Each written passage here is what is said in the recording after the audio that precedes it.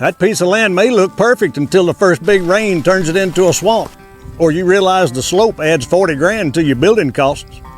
Today we're talking flood zones, slopes, and those hidden obstacles that can sneak up on you when you're buying land here in Middle Tennessee. Let's start with flood zones. FEMA maps show which areas are at risk of flooding, and if your property falls inside one of those zones, it can mean big headaches. You may need expensive flood insurance, elevation certificates, and an engineer to design around it. But here's the kicker. Just because the property isn't labeled in a flood zone doesn't mean it's safe from flooding.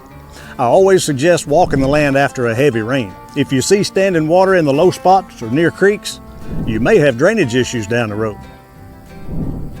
Now let's talk about slopes. A gentle slope is fine. It can even be helpful for drainage. But steep hillsides can cost you a fortune.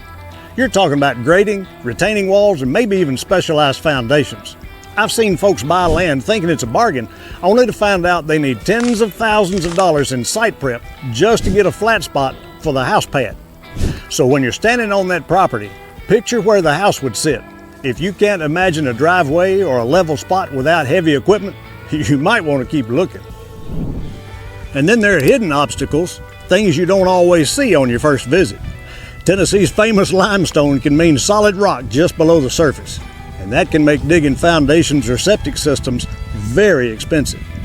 Wetlands are another one, areas that look fine in the summertime but turn into a swamp in the spring. And don't forget about drainage from your uphill neighbors. If their runoff comes straight through your property, that's a problem you don't want to inherit. So here's the bottom line. Don't just fall in love with a pretty view.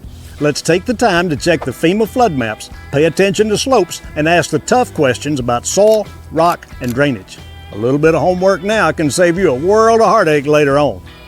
Now, if you found this information helpful, go ahead and give it a like, ping that bell, and subscribe to my channel. Next time, we'll dig into something everyone asks me about: what land actually costs right now in Rutherford, Bedford, and Coffee counties. I'm Eddie Mann with Team George Weeks Real Estate. Come on home. We've been expecting you.